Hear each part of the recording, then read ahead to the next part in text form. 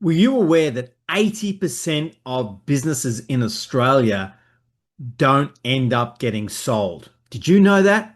Now, we're going to speak with Kerry Boulton, owner of the Exit Strategy Group, hosted by myself, Gary Ryan, and Alison Wheeler. You want to find out why you should have an exit strategy from the moment you start your business. Let's go.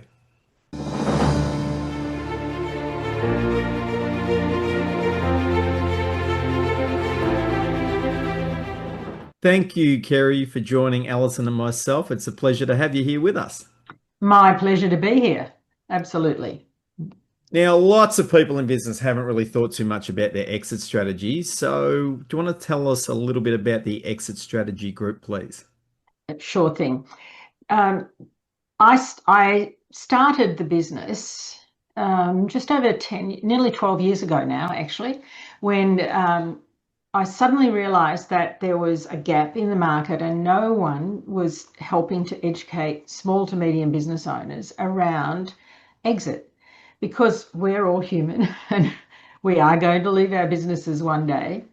And having had the that sort of journey myself, and the good fortune to learn that I needed an exit strategy many years ago, I really wanted to be able to give back in a way that helps small to medium business owners really get themselves ready and think about it not only from a business perspective but also from a personal readiness and financial readiness. It all goes together. Yeah. And along those lines, would you have an example where a business has actually been on the ball and prepared for their exit and how that went versus the ones that come to you maybe after the horse has bolted?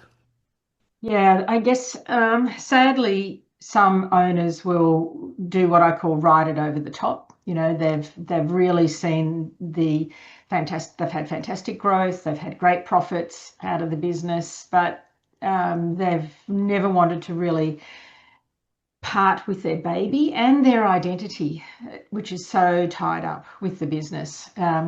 Whereas if you can, you can really think about what your business has done for you, and the the wealth that's actually tied in that business is quite often 70-80% of someone's net worth. So you need to be able to release that. So the sooner you can start to get yourself ready for that, the better you'll be. And as we know, Gary, 80% of the businesses that go on the market don't actually sell.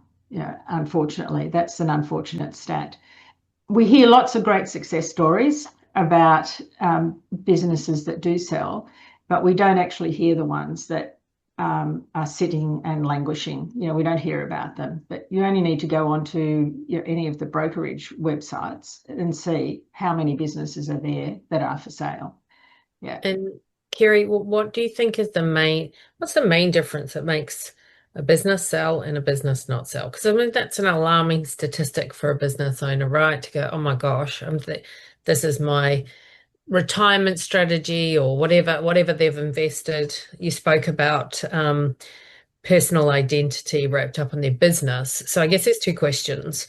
Because I see, Gary and I see that all the time where the person's so invested into their whole identities, their business, they've lost sight of their goals, their Yeah. pathway, what they started it for, all of those things. And then it's very difficult, far more difficult for them to extract themselves out of that. So I guess the question is, one question would be around what do you think the importance is of a business owner attaching their identity to themselves and their goals as opposed to the business and the vehicle, because we do have to pivot, change, etc. Yeah. And then the second question would be, what do you think makes the difference between a business that does and doesn't sell? Okay. For addressing the first question, I think that if you are if you've lost sight of your original goals, then you need to go back and revisit those. Okay, because life does overtake what happens. Generally speaking, things just happen around us, and we get caught up in it. We get caught up in a mania. Oh, I've got to grow the business, or we're working, daylight to dark, which is that's our norm. Then it becomes our norm. So we have to revisit that, put a mirror in front of it and say, is this what I really want to be doing for the rest of my life? Is my decision that I'm going to go out with my boots on, so to speak? In other words, carry me out in a box, okay? So if that's what you're going to do and that's your decision, then that's your decision. Recognize it. But, I don't think that that's probably the majority. The majority would really love to be able to move on to the next thing in terms of finance, money. They'd like to be able to extract the equity and the wealth that they've built up in the business. But they don't actually then think about what am I going to do next? So when I work with business owners, I spend a lot of time working on their personal side of personal readiness for exit, as well as financial readiness and the business readiness. Like, it's three legs of the stool. They all have to balance in order for there to be some real satisfaction as time goes on, and then create a new identity, create a new purpose in life. And I like to say I'm a walking, talking, living demonstration of what I preach, because I think I'm in my sixth reinvention now. So, over the journey. And yeah, it's about giving some thought to it and putting getting your priorities, working out your new goals in life. It can be everything. And when you do sell your business, you can decompress by all means. I always say, have fun, go and do what you want to do, have a trophy or something like that you've decided. And, depending on if your spouse is at home or your wife married, I married you for better or worse, but not for lunch. Let's find something to do, and in terms of the business, then addressing what is it that makes a business sellable as opposed to those that are just sitting on the shelf. It's about getting to understand the real drivers and what buyers will look for. And you also have to accept that you might need to be creative about the way you actually sell the business as well. And you might have to help somebody buy into the business. And even if they're your family, you can often do that. But let's just say it's a third party. There are so many people out there now who are looking to buy businesses. Really, there's more buyers than there are sellers, believe it or not, at the moment, for good businesses. So the things that you need to have, and sort of eight key drivers from a business buyer's perspective is: number one, you've got to have good solid financials for your last 3 years. You don't have it, so you've got to be able to access that information quickly and be able to put your finger onto it straight away. A lot of smaller business owners run personal expenses through their books, which is all well and good, but you've got to be able to identify them and put them to one side, extract them, what we call normalizing those figures, so that we can work out what the business is truly trading at. So number one, have good financials. Number two, have you got any concentration of customers, or suppliers, or any key staff? If you do, how are you addressing those? If you're super reliant on one supplier, for instance, and they choose to cut off their supply to you, you're in strife. And likewise, if you have a customer that represents more than 20% of your business, you're in strife. Okay.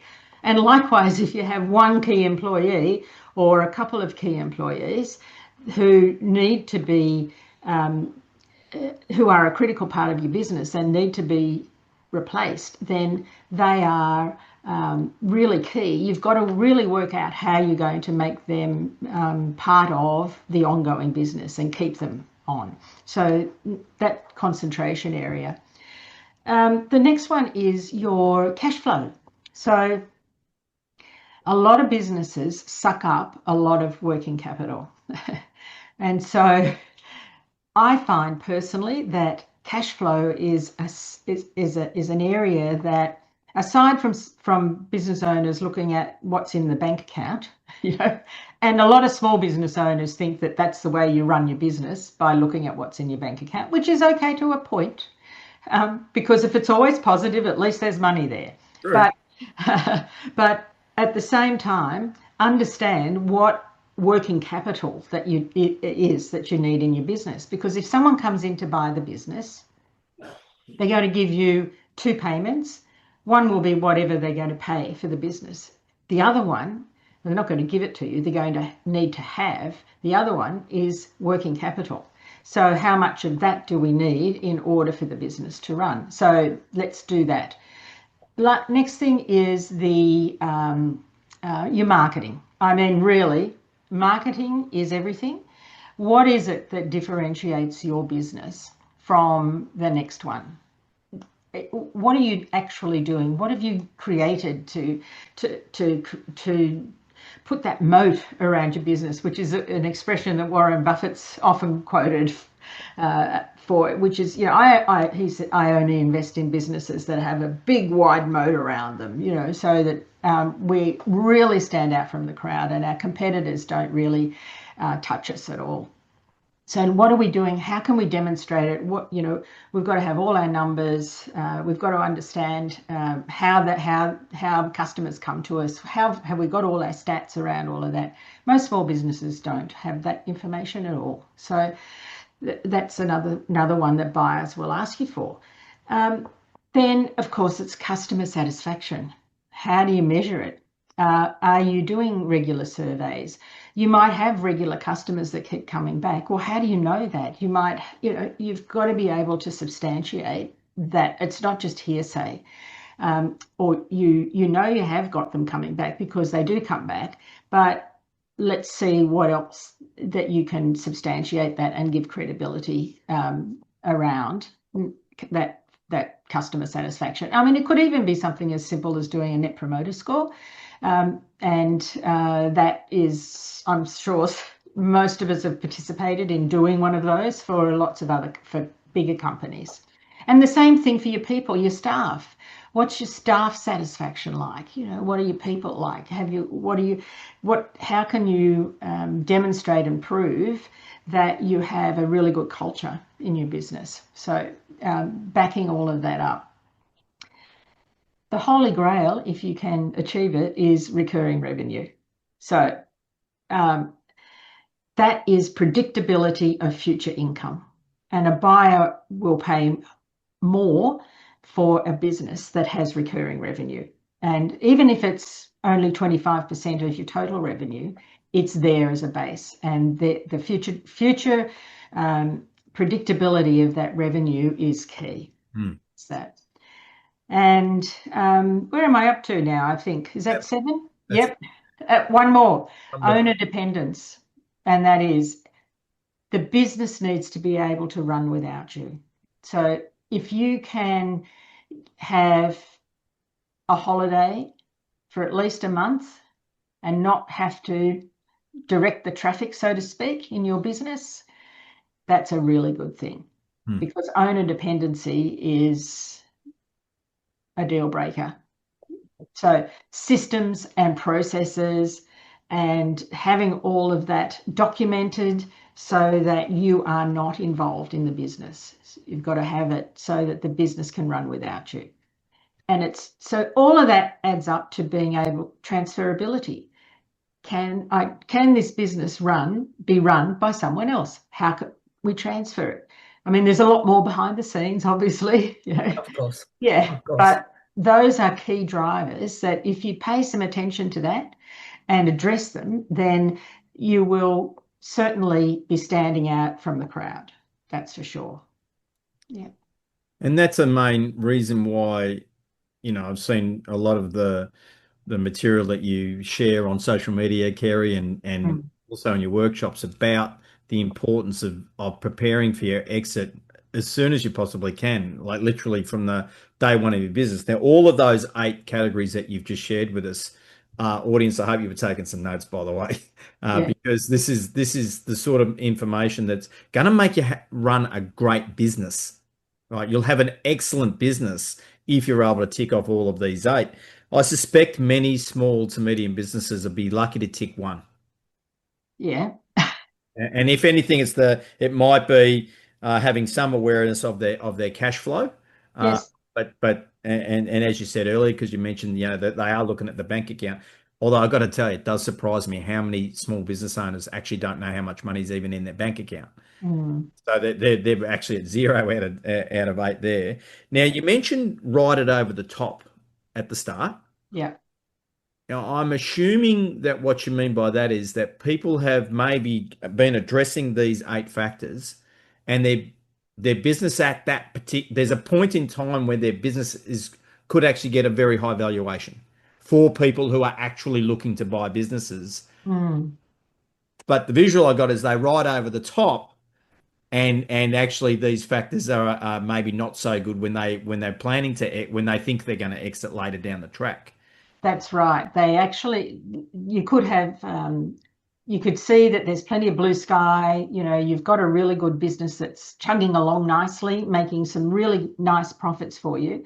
And you think, okay, I'm just going to leave. I'm just going to keep going for a little while, even though somebody may have already come in and made an approach to you to start to make an offer.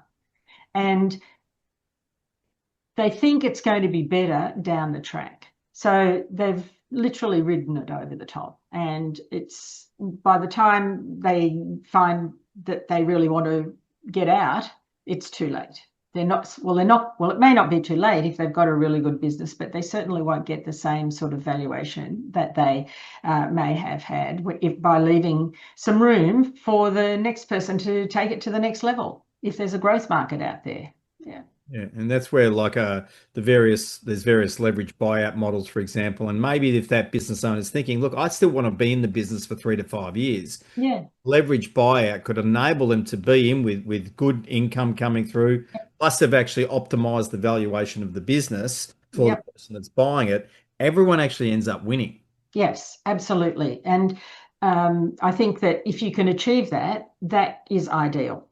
So, because I'm talking to an owner at the moment who's been approached, and if you saw the list of due diligence information that is required, you'd be a little exasperated. But anyway, that's what's got to happen. And instead of when somebody comes to you like that, instead of going, oh, I've got to put all this together, start preparing it well ahead of time. So basically all you have to do is sort of update some of your numbers, but everything else is there and you can just put your finger on it, because speed makes a difference as well in that sort of scenario. But yes, absolutely. If you can do that, and what led me to that was that he would love to stay on he wants to stay on in the business, and work maybe part-time for a few years whilst, training the next group of people through it. So that's a scenario. There are pros and cons, of course, in that. Because when you've been your own boss for a while, sometimes it's not that easy to go back and start sort of working for somebody else. But just the same, it's, that sort of leverage buyout is definitely on the cards. And I see it in family businesses a lot. Actually, I have another client as well who's selling their business to to 2 of his kids.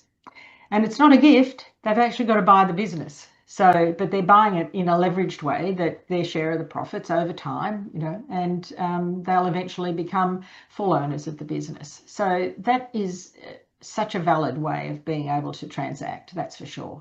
Yeah. There's many ways, right? And Kerry, it's very clear that you're extremely passionate about what you do, and also extremely knowledgeable, which is amazing.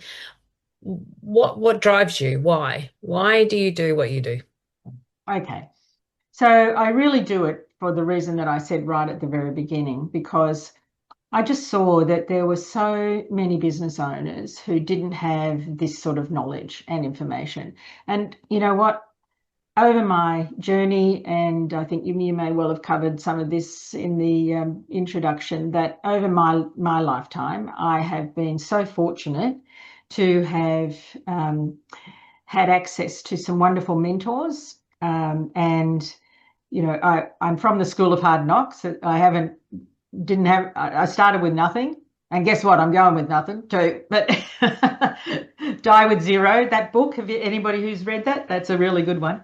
Anyway, I think that for me, it's about giving back. And, you know, I am these days in a really fortunate position that if I chose not to work, that'd be fine. I'd be very comfortable. But I choose to do what I do because I really want to give back, and I really want to be able to help small business in particular understand what's involved. So I have come from doing a management buyout, talk about leverage,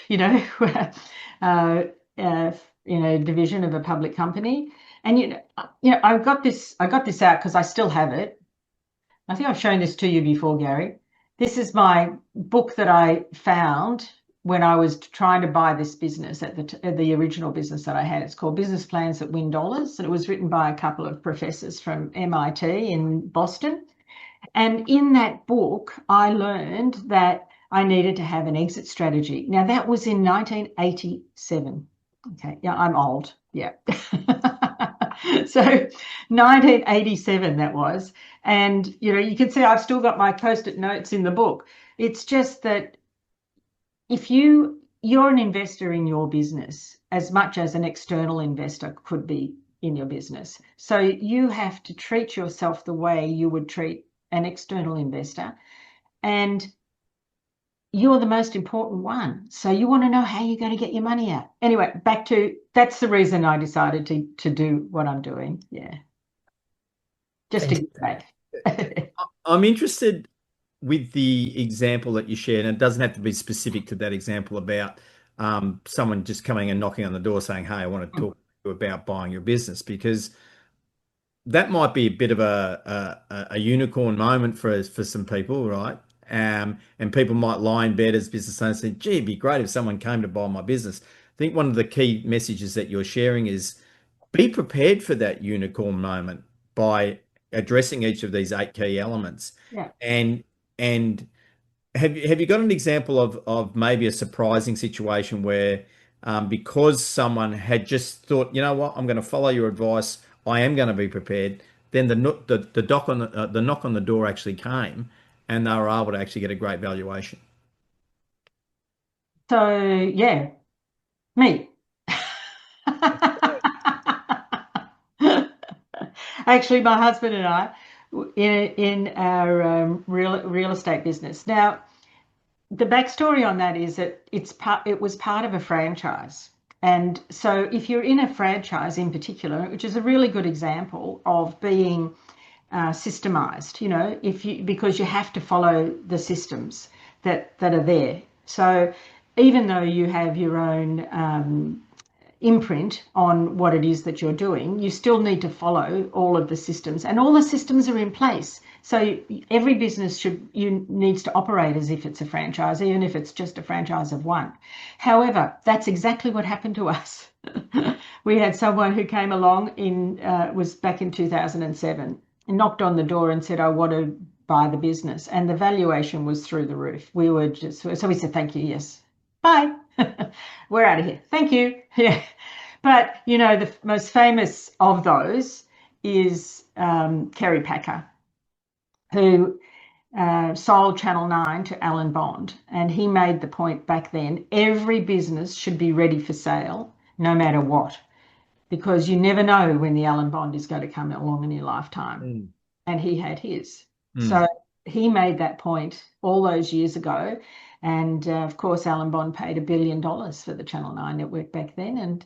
And Kerry bought it back 3 years later for about a quarter the price. So I think that's the real lesson. And we've had that personally. We have had that. And I can see that this particular client that I'm currently talking to, he's not quite as ready as he needs to be, but he's in a unique position, and he's been recognised for that. So somebody's come knocking on the door, which is great. Yeah. What would be the greatest resistance you see from business owners to be exit ready? I think it's about facing the whole identity loss. And it's the word exit to some extent, but I don't know how else you can really express it, because you are going to leave your business one day.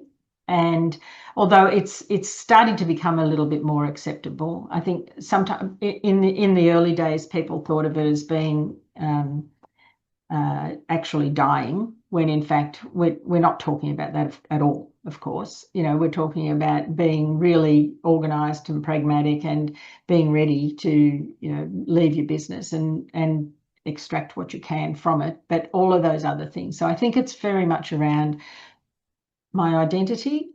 Who am I when I'm no longer my business? But also, what am I going to do next? And I have sat in a room with two gentlemen, business partners, and one of them was really afraid of what he was going to do next, because he wasn't prepared to sit around and just look at four walls and wither and die. He needed to do something, but his work was getting beyond him. So it just takes a little bit of guidance, and I use some really good tools to help people to think about those sorts of things. What are we going to do?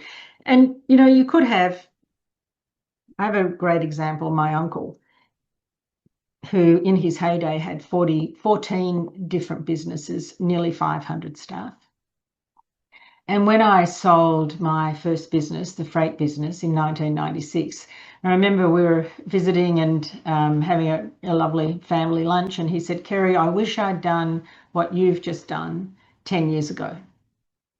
And then it took him another 10 years to actually extract himself from all of the different businesses. And I did say to him at the time, "What are you going to do now?" And he said, "Oh, it'll be fantastic. Going to play golf 3 days a week. I will go and do a bit more travel and be able to have lunch with my mates, etc., etc." And that was great for about a year. And then, unfortunately, he was in clinical depression. And of course, that took the toll on the family. They got through it. There's a happy ending to the story. Did get through it, but and then his grandchildren were the benefit of his attention, which was great. Just the same. They were sort of late 10, 12-year-olds or something back then. So they loved it. It was great. But you know what? That was just, I guess, for spending some time to actually face that. And it's not about facing your own mortality. It's about facing what's next. What's my next reinvention? You could be a serial volunteer like I've been for 30 years down at the local sports club.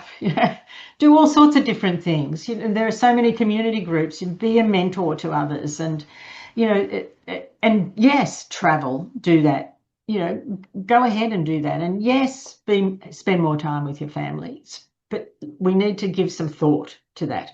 I take people through a little exercise that ask how many hours you spend at the moment that you spend at work doing what you're doing. 9 times out of 10, I'm getting 50 or 60 at least, And then we go through, well, think about now what else you're going to do. How long is that going to take? And then we go through and count up all the hours. And usually I've got about 25 hours still left. Yeah. So okay, so now what are we going to do? Let's have a bit of a think about that, Yeah. So amazing, Kerry. Now, I think our audience would definitely pick up that you are the expert's expert on this topic of exit strategies, particularly as they relate to small and medium enterprises. What are some upcoming opportunities where people might be able to see you speak live and or access some of your online material? Yeah, sure. I am speaking. I'm a keynote speaker at the Business Exit Summit that's coming up in Sydney on the 9th and 10th of September, so very soon, which I'm really keen. I'm thrilled to be able to do that, and I'll be on a panel. And there's a whole range of other speakers there as well.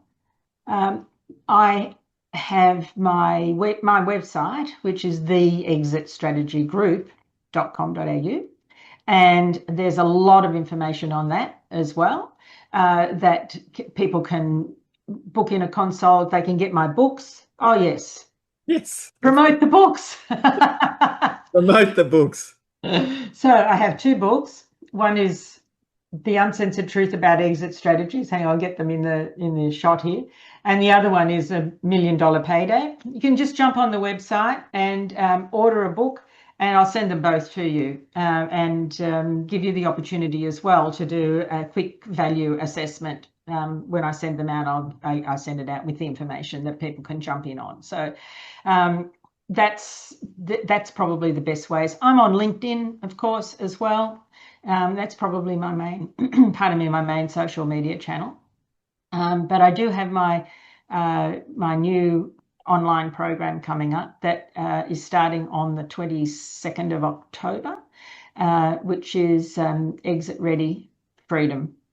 That's what I said earlier, wasn't it? That's exactly right. Exit Ready Freedom program. Yes. Available from the 22nd of October. But you Yeah. want people to apply Yes. to Yeah. that program. That'll be apply online, which you'll be able to do through my website, and I'll start my social media promotions will be starting in the next week. So people can find me on LinkedIn or Facebook, Instagram, the usual suspects. Not X. That's all. I'm not on X.